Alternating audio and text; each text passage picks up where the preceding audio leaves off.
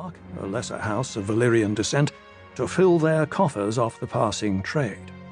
Valyrian ships, along with those of another allied Valyrian house, the Celtigars of Claw Isle, dominated the middle reaches of the Narrow Sea, whilst the Targaryens ruled the skies with their dragons.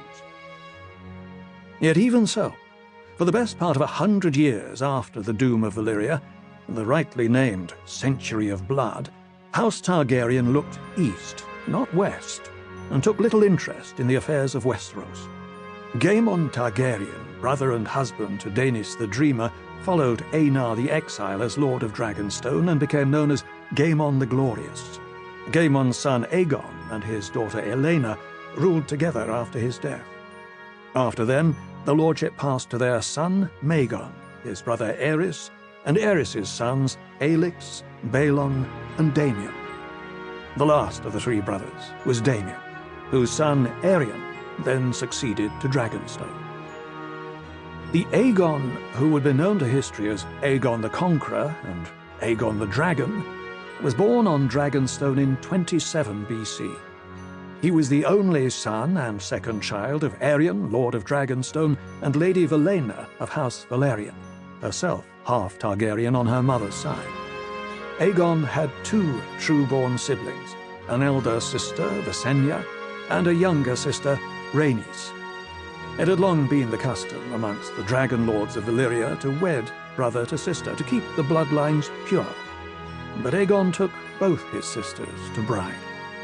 By tradition, he would have been expected to wed only his older sister, Visenya. The inclusion of Rhaenys as a second wife was unusual, though not without precedent.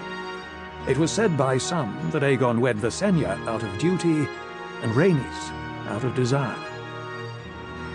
All three siblings had shown themselves to be dragonlords before they wed. Of the 5 dragons who had flown with Aegon the Exile from Valyria, only one survived to Aegon's day, the great beast called Balerion, the Black Dread. The dragons Vhagar and Meraxes were younger, hatched on Dragonstone itself. A common myth, oft heard amongst the ignorant, claims that Aegon Targaryen had never set foot upon the soil of Westeros until the day he set sail to conquer it, but this cannot be truth.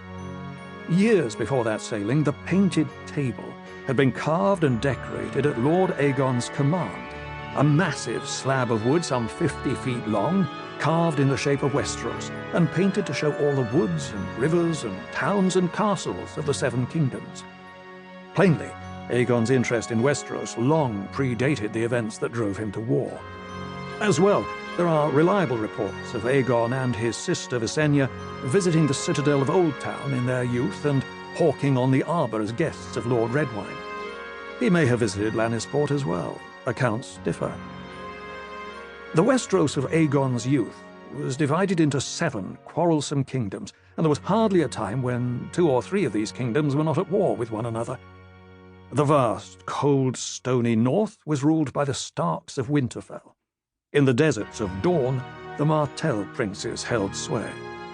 The gold-rich Westerlands were ruled by the Lannisters of Casterly Rock, the fertile reach by the Gardeners of Highgarden.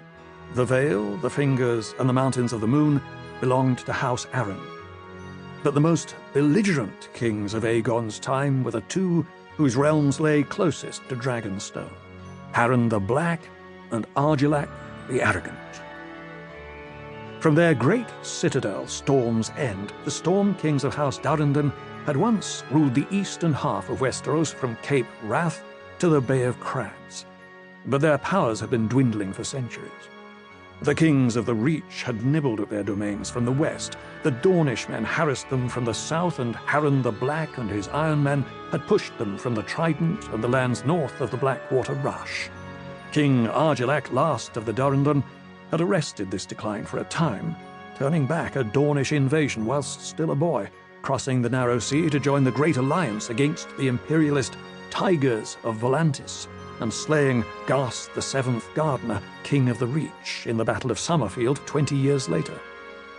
But Argilac had grown older. His famous mane of black hair had gone grey, and his prowess at arms had faded. North of the Blackwater, the Riverlands were ruled by the bloody hand of Harren the Black of House Hoare, King of the Isle.